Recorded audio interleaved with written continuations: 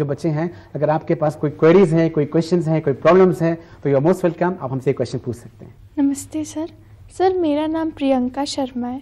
Sir बच्चों के लिए सबसे अच्छा पीकर क्या होता है सर पढ़ने के लिए? गुड।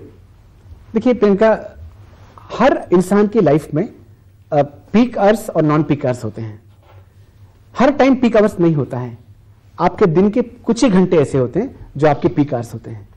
तो आप ये कोशिश करिए कि अपने पीक आवर्स को पहचानिए। जनरली मॉर्निंग में 6 to 10, इवनिंग में 6 to 8, 9 ये पीक आवर्स हैं। लेकिन हर इंडिविजुअल का अलग अलग लाइफ स्टाइल होता है, उसकी जो बायोलॉजिकल क्लॉक होती है वो अलग अलग होती है। तो अपना पीक आवर्स जानिए। पीक आवर्स माने वो आवर्स जिसमें आपकी ग्रास्पिंग अच्छी मिलती है, जिसमें आपको लर्निंग में मजा आता है, आपका मन करता है। तो उस पीक आवर्स में आपको ये करना है कि जो पोर्शन आपका बहुत डिफिकल्ट है सिर्फ वही पढ़ना चाहिए। हम क्या करते हैं, पीक आवर्स में बैठ के हम कोई इजी सब्जेक्ट पढ़ दिया, तो इसके बाद हमारे पास और कंसंट्रेशन नहीं मिलेगा कुछ डिफिकल्ट चीज पढ़ने के लिए। इसीलिए उसके बाद आपको कुछ डिफिकल्ट सब्जेक्ट पढ़ने का मन नहीं करता है, आप पढ़ाई से दूर चले जाते हैं। तो पता लगाइए आपके पीक आवर्स कौन से हैं, और पीक आवर्स में ये कोशिश करनी चाहिए कि जो मोस्ट क्रिटिकल क्वेश्चंस आपके हैं, जो मोस्ट डिफिकल्ट पोर्शन जो आपका है, सिर्फ वो पढ़िए, क्योंकि उस वक्त आपकी ग्रास्पिंग हाई है, आपकी एफिशिएंसी हाई है। इसके बाद जो नॉन पीक आवर्स होते हैं, उन पीक आवर्स में आप रिवीजन वर्क कर सकते हैं। आप जो सिंपल चीज है जिसको आपको खाली आता है और थोड़ा बहुत समझना है, तो वो आप कर सकते हैं। सर मेरा नाम लावण्य है।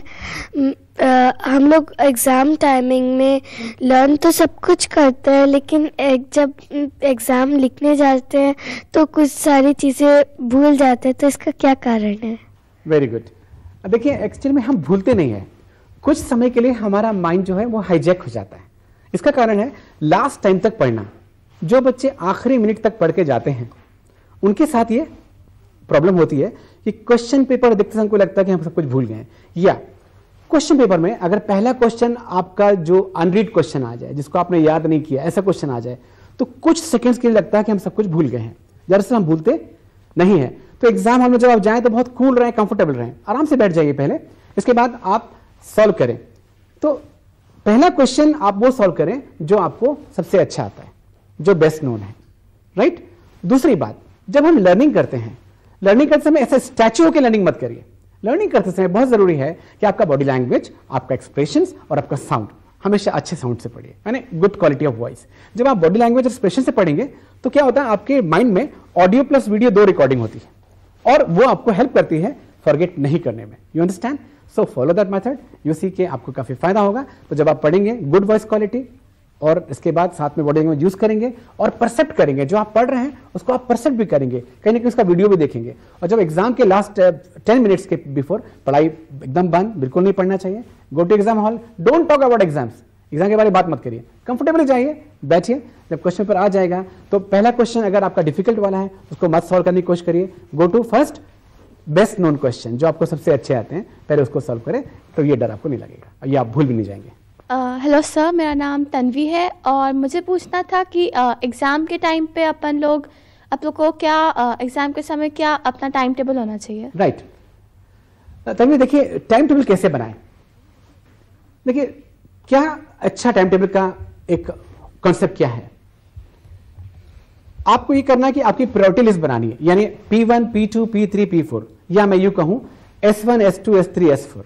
S माने पहला सब्जेक्ट वो लिखो जो सबसे डिफिकल्ट है आपके लिए, S2 उससे थोड़ा इजी, S3 उससे इजी, और S4 उससे। जैसा मान लीजिए अगर आपके लिए मैथ्स बहुत डिफिकल्ट है तो आपके टाइम टेबल में पहले क्या लिखा रहेगा? S1 जो मैथ्स रहेगा, और उस पर भी चैप्टर वाइज डिवीजन रहेगा कि 5th चैप्टर आपके लिए बहुत डिफिकल्ट है, फिर 4th चैप्टर, फिर 3rd चैप्टर। समझ गए? पहले चैप्टर को आप जो आपके जो सब्जेक्ट हैं उसको पहले आप प्रायोरिटी लिस्ट बना लीजिए कि पहला मेरे को मैथ्स टफ है तो पहला मैथ्स होगा, बाद में मेरे को आपको टफ लगता है सोशल स्टडी तो आपका सोशल स्टडी होगा, इसके बाद हिंदी है तो हिंदी होगा। इसके बाद एक एक सब्जेक्ट का चैप्टर वाइज भी लिस्ट बना लीजिए कि 5th चैप्टर सबसे टफ है, फिर 4th चैप्टर, फिर 3rd चैप्टर। जब आप जाएंगे इस चार्ट को फॉलो करिएगा। इस चार्ट से क्या होगा, आप मोस्ट क्रिटिकल और अननोन चीज को पहले आप पढ़ रहे हैं। इससे फायदा ये होगा कि ये चीजें जब एग्जाम के नजदीक आप पढ़ने जाएंगे तो आपसे नहीं बनेगा। तो ये टाइम टेबल अगर आप फॉलो करेंगे, हम क्या करते हैं, बैठकर हम बार बार रिवीजन करते रहते हैं और बार बार हम वही चीज पढ़ते रहते हैं जो हमें ऑलरेडी बहुत अच्छे से आती है। जैसा आपका नाम, जो भी आपका नाम है, क्या अपने नाम को आप घर में बार बार रिपीट करते हैं? नहीं करते। क्यों नहीं करते? क्योंकि आपको याद है। इस तरह से उन क्वेश्चन को पढ़ने की बहुत जरूरत नहीं है जो आपको बहुत कॉन्फिडेंट आपको आता है। अगर उसको पढ़ना भी है तो फास्ट कंप्रेस मेथड से पढ़िए, खाली देखिए, यू करिए और आगे बढ़ जाइए। No need to recall all the answer. तो ये टाइम टेबल अगर आप स्टिक करेंगे। दूसरी बात, अपने पीक आवर्स में पढ़िए, जो अच्छे घंटे होते हैं उनमें पढ़िए। तीसरी बात, आपका जो कंसंट्रेशन है वो कब मिलेगा? जब आप हर 10 क्वेश्चन में से एक क्वेश्चन को लिख के देखिए। Need not to write all the questions, हर 10 में से किसी एक क्वेश्चन को आप लिख के देखिए, अपना माइंड सेट करके देखिए और अपने सब्जेक्ट को कंपार्ट करिए कि मैं अगला 20 मिनट्स क्या पढ़ने वाली हूँ, उसके बाद क्या पढ़ने वाली हूँ, मेरा इनपुट इतना है, मेरा टाइमिंग इतना है, मेरा आउटपुट इतना है। जब भी आप पढ़ने बैठेंगे तो अपने इनपुट के साथ साथ अपना आउटपुट भी कैलकुलेट करिए कि हाँ, in this 20 minutes I learn 3 questions. Mind positive होता है, उसका कॉन्फिडेंस बढ़ता है और आपकी लर्निंग अच्छी होती है। तो इस तरह से अगर आप टाइम टेबल सेट करेंगे तो आप देखिएगा आपको काफी अच्छा रिजल्ट मिलेगा। सर मेरा नाम शुभम है, मैं जानना चाहता हूँ कि राइटिंग स्पीड कैसे बढ़ाए अपनी। शुभम, बहुत से लोग ऐसा बताते हैं एग्जाम में कि उनकी राइटिंग स्पीड कम है, लेकिन होता क्या है शुभम कि आपकी दरअसल राइटिंग स्पीड नहीं, 10 में से 9 लोगों का राइटिंग स्पीड नहीं है, रिकॉलिंग स्पीड कम होती है। यानी एग्जाम में जब आप क्वेश्चन पढ़ते हैं तो जिस आंसर को आप याद करते हैं उस आंसर की जो फ्लो ऑफ इंफॉर्मेशन है वो बहुत धीरे धीरे होती है। फ्लो ऑफ इंफॉर्मेशन बहुत धीरे होती है और आपका हाथ धीरे धीरे चलता है। आपका हाथ तो तैयार है लिखने के लिए फास्ट, लेकिन रिकॉलिंग बहुत धीरे हो रही है। इस कारण से आपको लगता है कि मेरी राइटिंग स्पीड कम है। तो पहले चेक करो कि आपकी रिकॉलिंग स्पीड कम है कि आपकी राइटिंग स्पीड कम है। तो आप पाएंगे कि आपकी रिकॉलिंग स्पीड कम है। तो अगर आपकी रिकॉलिंग स्पीड कम है तो जिस क्वेश्चंस को आप याद करते हैं तो आप दिन में कम से कम 4 क्वेश्चन को टाइम के साथ पढ़िए। यानी कि हमने एक बार रिवीजन किया, 10 सेकंड लगा, अगली बार 8 सेकंड, अगली बार 6 सेकंड। जब आप इस टाइम स्लॉट से पढ़ेंगे और टाइम को कम करेंगे तो आपकी रिकॉलिंग स्पीड बढ़ जाएगी और माइंड में एक सॉफ्टवेयर डेवलप होगा जिससे कि आपकी सारे आंसर्स की रिकॉलिंग स्पीड जो है तेज होगी, आपको फास्ट रिकॉल होगा। लेकिन अगर आपने जैसा कहा कि अगर आपकी राइटिंग स्पीड वाकई कम है तो अच्छा मूड रखिए एग्जाम में, उन क्वेश्चन को पहले बनाइए जो आपको अच्छे से आते हैं, राइट। और आप अच्छा एक स्मूथ पेन यूज करिए और एग्जाम के टाइम में कोई नया, जैसे एकदम से नया पेन मत लीजिए जिसमें आप कंफर्टेबल नहीं है। जिस पेन से आपकी ग्रिपिंग अच्छी है वो पेन यूज करिए और साथ साथ में ये फिर छुट्टियों के समय पे आप अपनी राइटिंग स्पीड को और बढ़ाइए और टाइम स्लॉट के बढ़ाइए तो स्पीड भी बढ़ जाएगा, रिकॉलिंग भी बढ़ जाएगा और आपको काफी फायदा पहुंचेगा। गुड इवनिंग सर, मेरा नाम तन्मय है। सर मैं पूछना चाह रहा था कि जब पढ़ने बैठते हैं तब हमारा ध्यान भटकता है, पढ़ाई में नहीं लगता है ध्यान। सर कंसंट्रेशन पावर कैसे बढ़ाया जाए? Concentration is directly proportional to the interest. दरअसल कंसंट्रेशन नहीं आपका इंटरेस्ट नहीं लग रहा है पढ़ाई में। तो हमने कहा था पीक आवर्स ढूंढिए आपने और स्मॉल स्लॉट करिए। आप क्या करते हैं, आप लंबा पढ़ने जाते हैं तो उसमें माइंड आपका डिस्टर्ब होता है। स्मॉल स्लॉट करिए और अगर कंसंट्रेशन नहीं लग रहा है तो ग्रुप डिस्कशन करिए, अपने दोस्त के साथ पढ़िए, कभी कभी लिख कर देखिए, कभी रिकॉलिंग करिए, कभी रीड करिए, कभी कंसेप्ट पढ़िए, कभी आंसर पढ़िए और लाइन से मत पढ़िए, हैफा-हैज़र्ड पढ़िए। बुक में से जो आपको अच्छा लगता है वो पढ़िए, इससे आपका कंसंट्रेशन बन जाएगा और आपको अच्छा लर्निंग मिलेगा आपको। गुड इवनिंग सर, मेरा नाम तन्मय है। सर मेरा क्वेश्चन ये है, अक्सर देखा गया है कि एक स्टूडेंट एग्जामिनेशन हॉल में नर्वस हो जाता है, इसके लिए वो अपने माइंड में क्या स्ट्रेटेजी बनाए जिससे वो सारे क्वेश्चन भी अटेम्प्ट कर सके और साथ ही साथ अच्छे मार्क्स अटेंड कर सके? गुड, सबसे पहले तो आप कूल रहिए, इसके बाद वहां जाके किसी भी चीज से रिएक्ट मत करिए। लास्ट मोमेंट में कोई लड़का अगर आपको क्वेश्चन देता है कि ये आने वाला है तो ऐसा रिएक्ट मत करिए। डोंट हियर एनीथिंग, जस्ट जाइए, पहले कूल बैठिए, कंफर्टेबल बैठिए, क्वेश्चंस को पढ़ लीजिए पहले। इसके बाद क्वेश्चन हमेशा सॉल्व करना चाहिए ABCD टेक्निक से। A best known, B less known, C least known, D unknown. पहले कोई भी ऐसा क्वेश्चन मत उठाइए जो आपको ठीक से नहीं आता, इससे आपका माइंड डिस्टर्ब होगा, आपकी फॉरगेटिंग होगी, आपकी रिकॉलिंग फेल हो जाएगी। तो वो क्वेश्चन पहले सॉल्व करना जो सबसे अच्छे से आपको आता है। ये मेथड अप्लाई करेंगे तो आपका कंसंट्रेशन अच्छा मिलेगा और आपका सॉल्यूशन मैनेजमेंट बेहतर मिलेगा। गुड इवनिंग सर, मेरा नाम आदित्य है।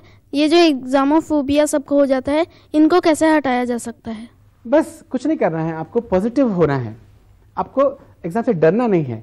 आपको पता लगाना है कि मेरा डर किस चीज का। आपका डर एग्जाम से नहीं है, आपका डर शायद इसलिए है कि जो चीज आपने कवर नहीं की है। तो बैठ के पहले लिस्ट बनाओ कि मुझे क्या क्या नहीं आता है।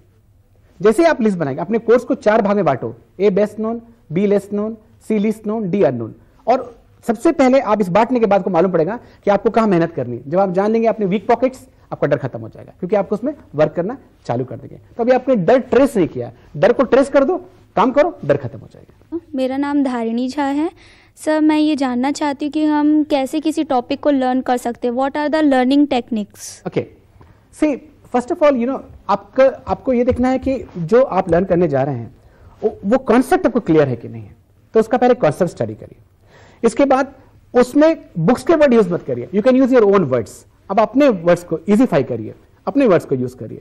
थर्ड, आप अपने टीचर्स की हेल्प लीजिए। फोर्थ, आप जो है अपने ग्रुप डिस्कशन करिए, उसके बारे में कुछ रेफरेंस स्टडी करिए, उसके अलावा और कुछ स्टडी करिए। Diagram, pictures, flow chart, bar chart, इसको आप यूज करें। जितना ज्यादा इसको आप यूज करेंगे आप देखेंगे आपकी ग्रास्पिंग बेटर होगी। और एटीट्यूड बहुत पॉजिटिव रखिए, कॉन्फिडेंस बढ़ा के रखिए, स्लॉट छोटे छोटे करिए एंड आफ्टर मेमोराइजिंग रिकॉलिंग करिए। एक एक घंटे के बाद जो आपने अभी पढ़ा है अभी रिकॉल मत करिए, एक घंटे के बाद रिकॉल करिए। इससे आपकी रिटेंशन भी बेहतर मिलेगी और आपको काफी समय तक याद रहेगा, कोर्स भी फिनिश होगा आपका। सर मेरा नाम अनुश्री शर्मा है और मैं पूछना चाहती हूँ कि हमें एग्जाम टाइम में कितने घंटे सोना चाहिए? गुड अनुश्री, बेसिकली 6 घंटा तो बहुत जरूरी है आपके लिए सोना, लेकिन इसके बाद भी अगर नींद आती है आपको दोपहर के, तो कई बार हम पढ़ाई नहीं करने के कारण सो जाते हैं। तो पहले पता लगाइए आपकी नींद आर्टिफिशियल है कि नेचुरल है। अगर 6 घंटा आप सो चुके हैं और फिर भी नींद आ रही है तो आपको 20 मिनट्स का एक कैट स्नैप, जैसा बिल्ली सोती है ना, कैट स्नैप लेना चाहिए, सोने नहीं जाना, क्योंकि वो आपको डिप्रेशन जो है आपको स्लीप में ले जा रहा है, राइट। अगर आपकी नींद 6 घंटा हो चुकी है तो सुबह भी अगर नींद आ रही है तो 20 मिनट्स का आप एक कैट नैप ले सकते हैं। उसके बाद आपके रिवाइवल हो जाएगा, आपका एनर्जी बढ़ जाएगा, फिर से आप पढ़ सकते हैं। तो एग्जाम की नींद तो चाहिए, लेकिन आर्टिफिशियल नींद मत लीजिए। नेचुरल 6 घंटा हो चुका है, 20 मिनट्स का कैट स्नैप। सर आप हमारे शो में आए और हमें इतनी अच्छी अच्छी बातें बताएं, उसके लिए धन्यवाद।